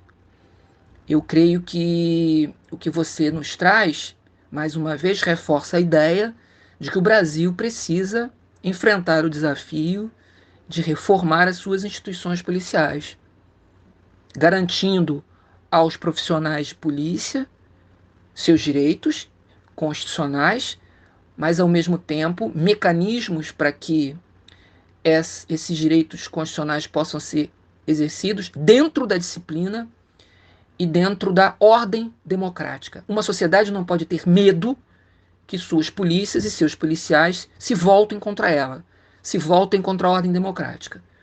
Se isso está acontecendo agora, é sinal de que nós precisamos repensar o modelo brasileiro para a segurança pública e para as suas polícias. Ainda falando sobre as polícias, Ibis, mas mudando um pouquinho o foco da abordagem, as forças de segurança vêm há muitos anos protagonizando episódios de violência contra populações periféricas, onde as vítimas preferenciais são as pessoas negras. Os números da violência policial crescem a olhos vistos, Ibis, e o Estado pouco ou nada faz para mudar esse panorama. Onde é que se encontra a raiz desse problema da atuação ostensiva das polícias nas periferias do nosso país, Ibis? Por que não se dá um basta nesse tipo de atuação beligerante? Acho que a origem desse fenômeno está na nossa história. A origem desse fenômeno está numa sociedade que foi produzida debaixo de um modelo econômico brutal de violência. Eu me refiro à escravidão. A muitas pessoas pode parecer que esse seja um fenômeno muito distante, já que superamos esse modelo econômico, pelo menos formalmente, no final do século XIX, é preciso lembrar que isso é muito pouco tempo para a história. Em termos de história, o fim do modelo escravocrata foi ontem. Esse modelo ainda produz consequências no nosso modo de ver o mundo, na mentalidade de alguns brasileiros e algumas brasileiras, ainda produz efeitos nas instituições. O Estado brasileiro tem sido, historicamente, um Estado muito duro, sobretudo com os mais pobres. Tá? A República foi uma república promovida pelos donos de escravo, é bom lembrar. O Brasil, ao longo de todo o século XX, foi um país que alternou muito democracia e autoritarismo, né? A Constituição que mais tempo vigorou nesse país, entre as constituições republicanas até a de 88, tinha sido a de 46, que durou apenas 18 anos, e foi interrompida por um golpe militar. Então, a história da democracia no Brasil no século XX é a história da interrupção do processo democrático. Isso explica essa face dura, essa face das instituições policiais. Elas espelham o Estado brasileiro. Eu creio que aí nós temos uma grande tarefa pela frente. Por isso a necessidade de redemocratização das instituições policiais. E nós cometemos esse erro. Nós saímos de 21 anos de ditadura, e a ditadura deu uma forma ideológica a essa brutalidade ancestral do Estado brasileiro. Nós saímos de 21 anos de ditadura como se nada tivesse acontecido e não tivemos a coragem de promover uma redemocratização das instituições policiais. Creio que isso responde à sua pergunta. Eu acho que ainda temos esse desafio, que é o de redemocratizar as instituições policiais. Construir um modelo de segurança pública para o Brasil que espelhe efetivamente os princípios e os valores do Estado democrático. O atual definitivamente não faz isso. A discussão em torno da necessidade de se desmilitarizar a PM, Zibes, é algo que perpassa boa parte das esquerdas. Seria essa a solução do problema? Alterar essa retórica militarizada imposta às forças de segurança dos estados? Sim, eu creio que tem aqui um desafio para nós, que é o de repensar o modelo que o nosso país quer e precisa para a sua segurança pública. O que me parece que a gente não pode confundir ou reduzir a discussão é a uma compreensão de que basta transformar as instituições estaduais, que hoje são militares, eu me refiro às polícias militares, a instituições civis e todos os nossos problemas estarão resolvidos. Isso é falso. Basta olhar as nossas outras polícias, que são civis, e que são tão militarizadas quanto as polícias militares. Porque a militarização não significa apenas um modelo de organização militar. Você pode ter uma instituição civil altamente militarizada, como é a nossa Polícia Civil. A nossa Polícia Civil é civil, mas é militarizada. Nós temos instituições no Brasil que não são militares, mas são militarizadas, porque compreendem a sua ação a partir da perspectiva da guerra ao inimigo. Né? Em última análise, isso é uma herança da escravidão. A sociedade escravocrata é uma sociedade militarizada, por definição, porque parte dela vive em guerra contra a outra. Quem diz isso não sou eu, não. Quem diz isso é John Locke, um autor liberal. No segundo Tratado de Governo Civil, ele fala isso. Então, a gente precisa entender que uma sociedade precisa resolver os seus problemas com políticas públicas e não com guerra ao crime. Né? O jeito de enfrentar e de reduzir indicador criminal é com política pública. Então, o problema da desmilitarização é o problema da desmilitarização da política. Pensar em ações de curto, médio e longo prazo estruturadas a partir de uma outra perspectiva, que não seja o belicismo, que não seja o confronto bélico como solução exclusiva para os nossos problemas.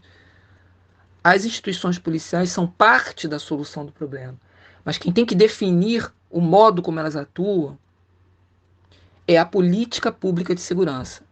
O que tem faltado no Brasil é uma política criminal e uma política de segurança construídas a partir de uma outra perspectiva, de uma perspectiva democrática, de uma perspectiva que reproduza os princípios e os valores do Estado democrático, e não de uma perspectiva de guerra entre instituições e parte da cidadania. Tem um equívoco brutal nessa coisa toda. As instituições policiais no Brasil, elas têm sido instrumentalizadas por um discurso beligerante, a extrema-direita é muito boa em fazer isso, que desvirtua o problema e a proposta de encaminhamento desse problema. A guerra e, portanto, a militarização não vai nos levar a lugar algum, apenas a colecionar fracassos no enfrentamento do crime. Agora, insisto no ponto. Acho que temos que aproveitar todo esse debate para repensar e refundar o modelo de segurança pública brasileiro, para que a gente tenha instituições comprometidas com a defesa da democracia e não que ponham em risco o Estado democrático de direito. E esse caráter punitivista da legislação brasileira, Ibis, de alguma forma incentiva a atuação desses policiais que se colocam como juízes medievais na hora de decidir quem terá o direito à vida preservado? Sim, eu penso que a primeira coisa que a gente precisa entender é que as polícias são instituições de um sistema de justiça criminal. As instituições policiais devem trabalhar sendo orientadas por uma política criminal no primeiro momento e numa política de segurança no segundo momento. E aí a gente precisa entender que a política de segurança é um aspecto de uma política criminal. O direito penal, no mundo moderno, ele passa a existir com um grande propósito: conter a violência do Estado, conter o poder punitivo, disciplinar o poder punitivo, fazer com que o poder punitivo aconteça dentro de uma determinada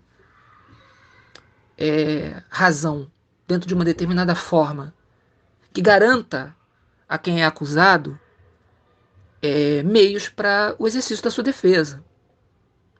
O direito penal existe para conter a violência de Estado, para conter o poder punitivo dentro de limites civilizados. A polícia como instituição moderna nasce nesse momento.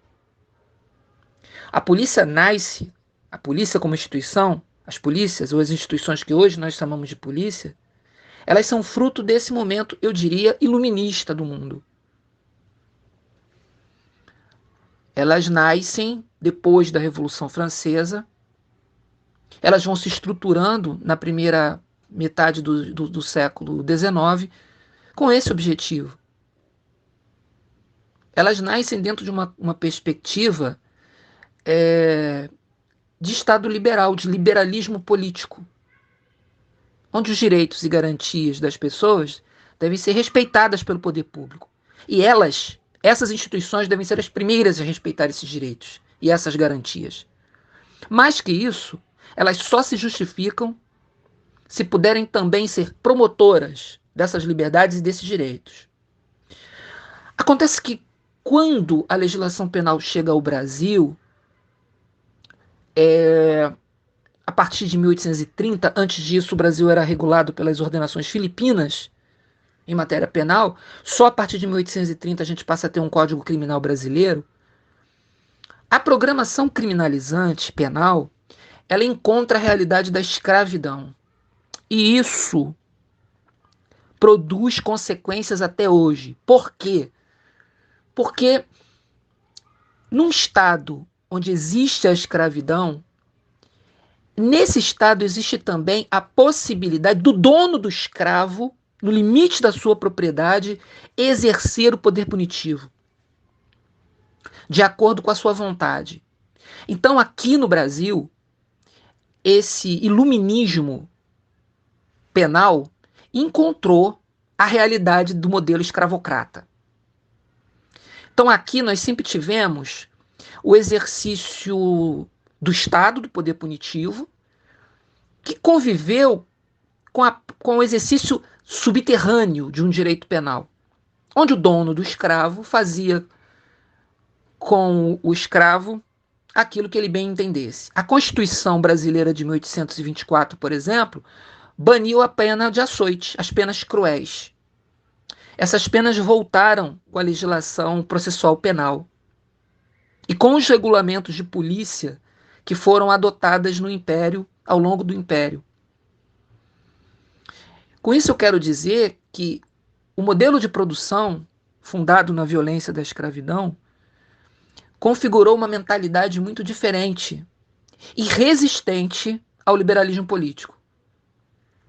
Nós tivemos um processo inconcluso de afirmação e promoção dos direitos do homem, fazendo com que entre nós tivéssemos níveis diferentes de cidadania.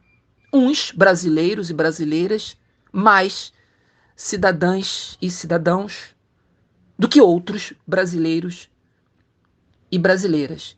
E essa triste realidade, eu diria, ela existe até hoje. Anos e anos de prática republicana ainda não foram suficientes para configurar uma mentalidade republicana, que é um desafio que ainda existe hoje para cada um de nós.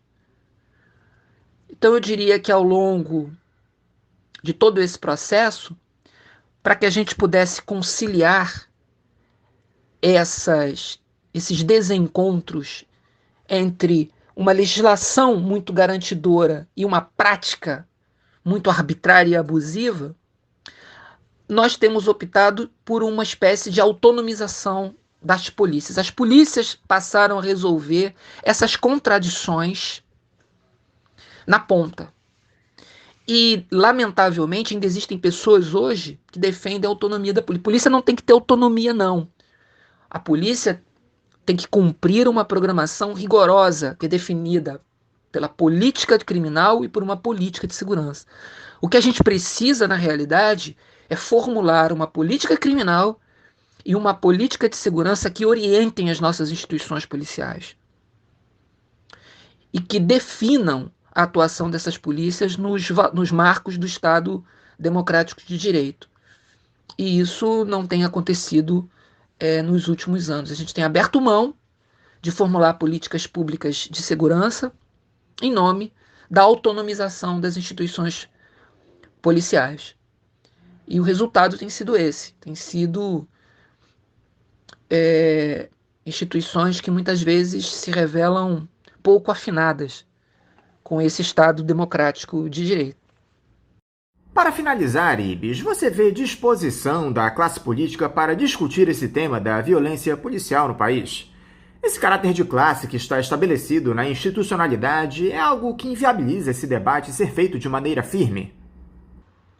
Olha, Anderson, eu diria para você que o parlamento brasileiro hoje, eu me refiro a todos eles, tanto nos parlamentos municipais, estaduais ou mesmo o federal, tem muitos parlamentares que se elegem, né, se apresentando para a sociedade brasileira como paladinos da justiça e defensores dos policiais, quando na realidade o seu discurso, a sua postura e as suas ideias extremistas são extremamente nocivas às polícias e aos integrantes das forças policiais.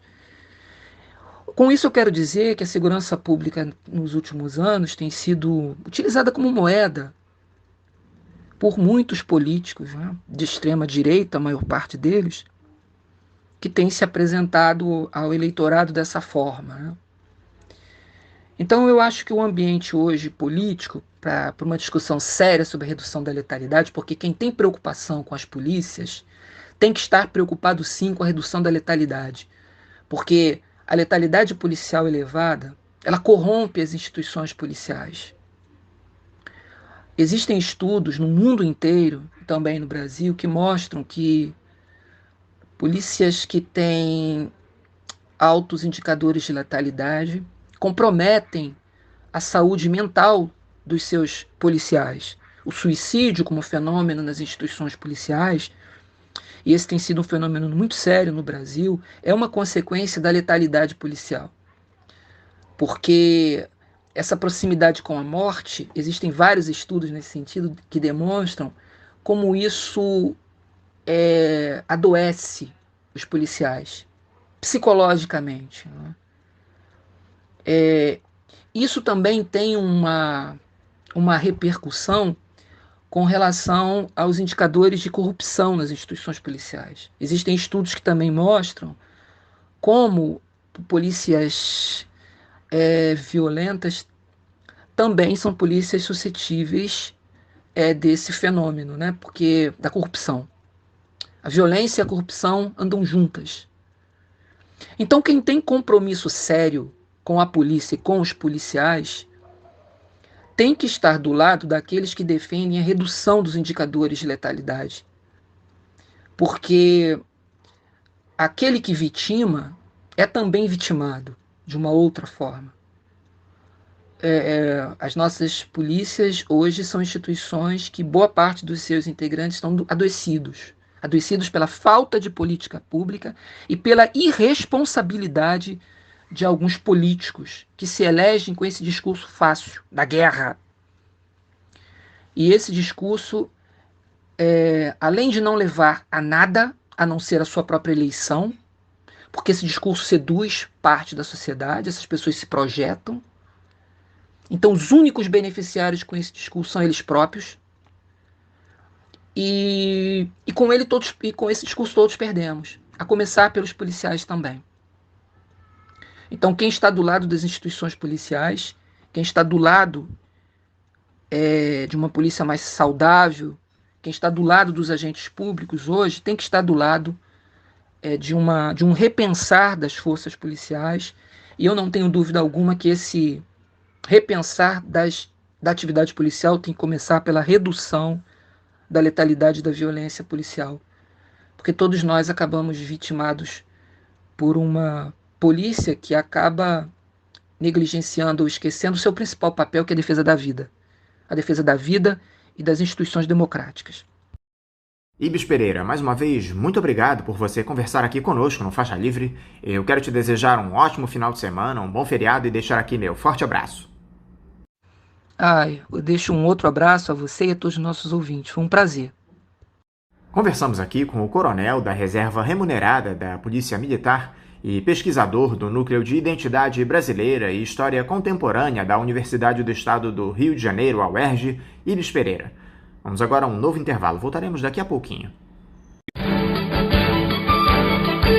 Voltamos a apresentar Faixa Livre. Já voltamos, ouvintes, e agora eu saúdo a articuladora nacional da Rede Jubileu Sul e membro da Coordenação Nacional do Grito dos Excluídos, Sandra Quintela. Sandra Quintela, bom dia. Bom dia, muito obrigada pelo convite, muito tempo que eu não venho aqui, um prazer, gente, bom dia. Sandra, muito obrigado por você se dispor a conversar conosco aqui no Faixa Livre. Sandra, em meio a todo esse caos que o Brasil vem atravessando nos últimos tempos, com essa gestão genocida e autoritária do senhor Jair Bolsonaro, em especial essas ameaças que se colocam no 7 de setembro, vocês seguem na resistência e vão realizar, pelo 27º ano consecutivo, o Grito dos Excluídos e Excluídas, movimento já tradicional realizado no chamado Dia da Independência e que busca, acima de tudo, contestar as mazelas sociais do nosso país. O protesto é organizado pela Confederação Nacional dos Bispos do Brasil, a CNBB, e tem como mote esse ano Vida em Primeiro Lugar, na luta por participação popular, saúde, comida, moradia, trabalho e renda já. Eu queria saber primeiro, Sandra, quais as expectativas de vocês para mais esse importante dia de mobilização e conscientização para as mazelas sociais que permeiam o nosso país? É isso mesmo, Anderson, a gente vai estar na rua aí no dia 7 de setembro, em mais de 300, 400 cidades, nós estamos fazendo esse levantamento ainda de todo o Brasil, somada esse ano a campanha Fora Bolsonaro, né, que se juntou ao Gritos Excluídas e Excluídas, na luta por participação popular, saúde, comida, moradia, trabalho e renda já. Esse é o mote do 27º Grito dos Excluídos e Excluídas, e exatamente o trabalho que o Grito faz, ele não é apenas o 7 de setembro, né? É um trabalho de formação, de educação popular, de mobilização nas diversas cidades, dioceses, comunidades, tocados pelas comunidades eclesiais de base, pelas pastorais sociais, pelos movimentos populares, sociais, no Brasil inteiro, né? No interior do Brasil e nas capitais também. Então, o 7 de setembro, para nós, é a culminância de um processo, mas não é o fim nem o início desse processo, não, que estamos levando há 26 anos. Qual é a importância, Sandra, de se realizar uma manifestação como essa do Grito dos Excluídos e Excluídas, ainda mais nesse momento em que tivemos uma ampliação do abismo social, motivada pela pandemia e por esse governo destrutivo que comanda o país? É a importância de estarmos nas ruas, em primeiro lugar, fazer política, né? A política que os movimentos sociais, populares, organizações fazem com maior desenvoltura é estar nas ruas, né? Então, nós estamos, no caso do Grito, há 27 anos, né, esse ano, né? E mostrando que nós estamos querendo construir um projeto para o Brasil, um projeto popular, né? Algo que seja construído de baixo para cima. E no 7 de setembro, né, ressignificando essa data que é tão enaltecida assim, por militares, né, com desfiles militares, né, a ideia de uma nação militar, né? E nós estamos dizendo, nós convidamos a população a descer das arquibancadas dos desfiles cívico-militares para construir um país com justiça, com igualdade, né, com soberania. Então, essa é a grande importância do 7 de setembro, estar na rua. Em quais cidades serão realizados os atos, Sandra? Vocês têm uma expectativa de participação maciça, mesmo com a pandemia ainda ameaçando a nossa população? De fato, a nossa orientação é todos os cuidados sanitários, né? Com máscara, álcool em gel, distanciamento, e para as ruas com muita responsabilidade nesse momento de pandemia, em particular aqui no Rio de Janeiro, né? Onde a Delta está dominando aí os novos casos, né? Mas a gente acredita sim que teremos, não sei, nós não estamos fazendo esse levantamento, 300, 400 cidades do país, a realização do Grito dos Excluídos e Excluídas. Aqui no Rio de Janeiro temos uma boa expectativa de presença de público, com todos esses cuidados que eu falei antes, e em diversas capitais do país. A mobilização está grande nas redes e nas ruas, muitos debates, os chamados pré-gritos, em todo o país. Hoje mesmo já participei de um, agora de manhã vou participar de outro hoje à noite, e etc. Toda a coordenação e articulação do grito está envolvida nesse processo de mobilização, junto com a campanha Fora Bolsonaro, da qual também fazemos parte, que está se esforçando muito no processo de panfletagem, de conversa com a população, de organização popular, nesse processo de mobilização para o 7 de setembro. Vamos estar nas ruas, sim, não nos rendemos ao medo nem às ameaças. Nós estamos nas ruas por um projeto de país, por a construção de uma nação soberana e popular. Por falar em ameaça, Sandra, a turma do bolsonarismo vem se mobilizando para realizar manifestações também no 7 de setembro, alardeando a possibilidade de atentarem contra a democracia, tomando o Supremo Tribunal Federal e o Congresso Nacional. Como é que vocês observam esse tipo de discurso dos aliados do presidente da República, Sandra? Vocês do Grito dos Excluídos temem alguma iniciativa violenta desse pessoal? Bom, Anderson, em primeiro lugar, eu acho que essas ameaças à democracia, elas não começam, né? E a gente sabe que não vão terminar com relação só ao Grito dos Excluídos. Nós estamos vivendo uma crescente onda, né, de ameaças. A cada mês, o presidente tenta nos assustar, provocar o medo, provocar o caos no nosso país. E esse é o objetivo dele, né? O objetivo do Inominável é produzir o caos na nossa sociedade.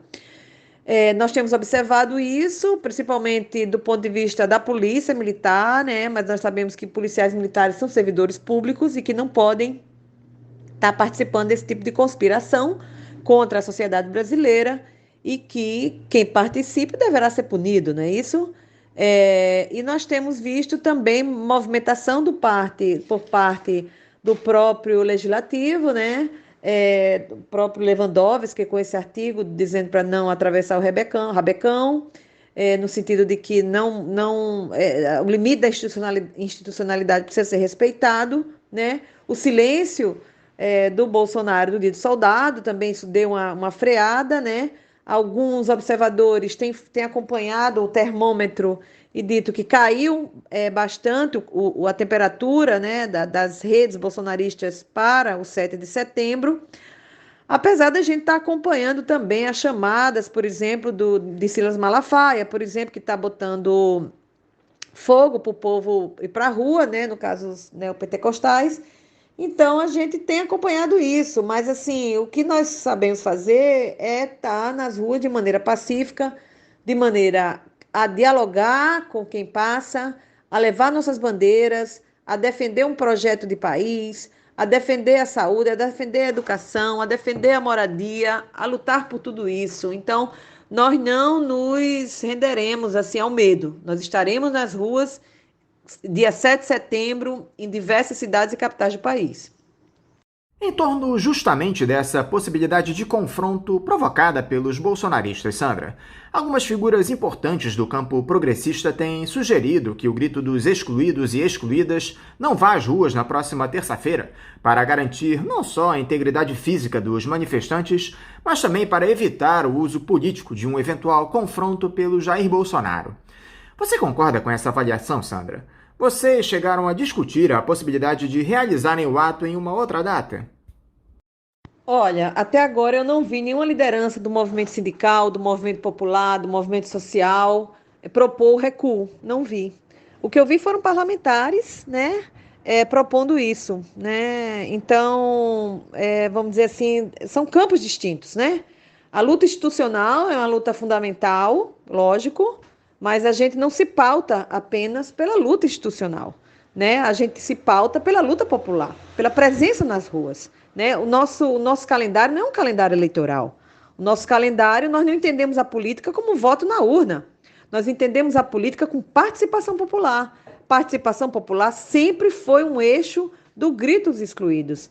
Então, sinceramente, até agora eu não vi nenhuma liderança do movimento social e popular. Ao contrário, estão chamando para as ruas, estamos chamando para as ruas no dia 7 de setembro. Nós não pensamos em mudar a data, não temos isso no nosso horizonte. Estamos nas ruas há 26 anos e continuaremos nas ruas no 7 de setembro, ressignificando o que é a independência do nosso país. Agora, Sandra, é muito importante se dar voz a essas pessoas que tiveram o direito à vida negado pelo Jair Bolsonaro durante a pandemia. E essa é outra função do grito dos excluídos e excluídas. Já temos mais de 580 mil brasileiros mortos pela Covid-19 e pelo negacionismo genocida do governo federal. Qual é o impacto, Sandra, que uma gestão irresponsável como a do Jair Bolsonaro tem desse cenário de empobrecimento acelerado da população, do aumento do número de pessoas em insegurança alimentar, dessa falta de esperança que tomou conta do povo brasileiro? Exatamente, Anderson. A gente tem que passar para a população brasileira, né, para que a população brasileira entenda que a alta do alimento, dos alimentos, né, do aluguel, os despejos que estão ocorrendo ainda na pandemia, né, o aumento da conta de luz, da conta de água, né, a situação da pandemia, da precarização do SUS, tudo isso tem um responsável. É o governo do Bolsonaro, né? É o governo responsável por tudo isso. Os ministros, seus chefes das instituições, né? E são eles os responsáveis por isso. O país está à deriva. O país está à deriva. O presidente que não se reúne com seus ministros, um presidente que só inaugura obra de antigos governos, um presidente que não recebe nenhum chefe de Estado, que não é convidado para canto nenhum, isolado. O Brasil está isolado internacionalmente. O Brasil está virando pária no mundo. Então, quando nós estamos nas ruas, não é porque é confortável estar na rua numa pandemia, no meio da pandemia, não, com muito medo da pandemia, mas o governo mata mais que o vírus. E é por isso que retomamos as manifestações de rua e é por isso que estaremos nas ruas no dia 7 de setembro, mostrando que as mazelas produzidas recentemente nesse país têm nome e sobrenome. E como é possível mudar esse panorama de maneira imediata, Sandra? Qual é a alternativa momentânea para deixarmos todo esse retrocesso para trás? Bom, isso não existe fórmula mágica, né? Se a gente soubesse a fórmula mágica, poxa, seria incrível. Mas a fórmula mágica que nós temos como movimentos e organizações sociais é a organização popular, né? É a organização popular, é a educação popular, é o trabalho de base, é esse o nosso antídoto, sempre, né? E a pandemia realmente prejudicou tudo isso, mas nada como voltar a refletir sobre esses assuntos e pautar no dia a dia das organizações a importância desses trabalhos que muitas e muitos estão fazendo ainda, né? Obviamente, o impedimento do presidente seria um paliativo imediato, afastar esse nominável do cargo de presidente da República seria urgente, né? O impeachment seria urgente, o impedimento de uma pessoa que realmente é um genocida, né? Uma pessoa que realmente cultua a morte e o caos. Então, de fato, ele não está de maneira nenhuma à altura do cargo de presidência da República e deveria ser imediatamente afastado. Talvez essa seja a solução mais, vamos dizer assim, imediata, né, que poderia ocorrer. Mas, infelizmente, nós temos na presidência da Câmara, Arthur Lira, que é um cupincha de Bolsonaro, é um bolsonarozinho, né, e que não vai, porque ele está exatamente aliado com o pior, com o mais sombrio da política brasileira, né, que são os conchavos, os acordos, as falcatruas, né, e Arthur Lira, desde os 15 anos, é processado por malversação de uso de recursos públicos, por ter assumido um cargo público aos 15 anos de idade e por aí vai, né? Então, é uma ficha corrida que tem um presidente da Câmara e que, de fato, não vai caminhar com o impedimento do presidente da República. Mas vamos ver como ver o desenrolar da política. Política, tudo muda todo dia. Então, vamos acompanhar aí o desenrolar da política no próximo período. Sandra Quintela, mais uma vez, muito obrigado por você estar aqui conversando conosco no Faixa Livre. Eu quero desejar um ótimo ato para vocês no Grito dos Excluídos e Excluídas no próximo dia 7. Quero também te desejar um ótimo final de semana e deixar aqui meu forte abraço. Eu que agradeço, foi um prazer enorme estar aqui, é sempre um prazer falar para o Faixa Livre, importante programa do jornalismo brasileiro. E estamos aqui à disposição sempre, né? Sempre. Convidar todo mundo para o dia 7 de setembro, estarmos nas ruas. Aqui no Rio de Janeiro, nos encontraremos às 9 da manhã na esquina da Uruguaiana com a Presidente Vargas, ali no metrô da Uruguaiana. E contamos com a presença de todo mundo. Vamos, não temos tempo de ter medo. Vamos para a rua com nossa alegria, com nossa disposição, com todos os cuidados sanitários, obviamente, mantendo o distanciamento, máscara e álcool em gel, para que a gente possa fazer o nosso grito dos excluídos, das excluídas, por participação popular, moradia, saúde, trabalho e renda já. Beleza? Nos encontramos terça-feira, do 7 de setembro, nas ruas de todo o Brasil. Obrigada. Conversamos aqui com a articuladora nacional da Rede Jubileu Sul e membro da Coordenação Nacional do Grito dos Excluídos, Sandra Quintela. Vamos encerrando a edição de hoje do Faixa Livre. Lembrando a todos vocês que, por conta do feriado que nós teremos na próxima terça-feira, tanto na segunda como na terça, nós não teremos edições inéditas aqui do Faixa Livre. Nesses 2 dias nós vamos reprisar edições que foram lá essa semana. Certamente uma das edições será a do programa de hoje. Então eu quero desejar a todos vocês um ótimo final de semana. A quem for aos atos da terça-feira, tenham muito cuidado nas ruas. Não entrem em provocações de bolsonaristas. A grande verdade é que é isso que eles querem. E vamos deixar claro que nós estamos na luta pela democracia no nosso país. Um ótimo final de semana a todos vocês, um bom ato a quem for às ruas, e na próxima quarta-feira nós estaremos aqui, a Rádio Bandeirantes 1360 AM, a partir das 8 da manhã. Um abraço a todos vocês e até quarta!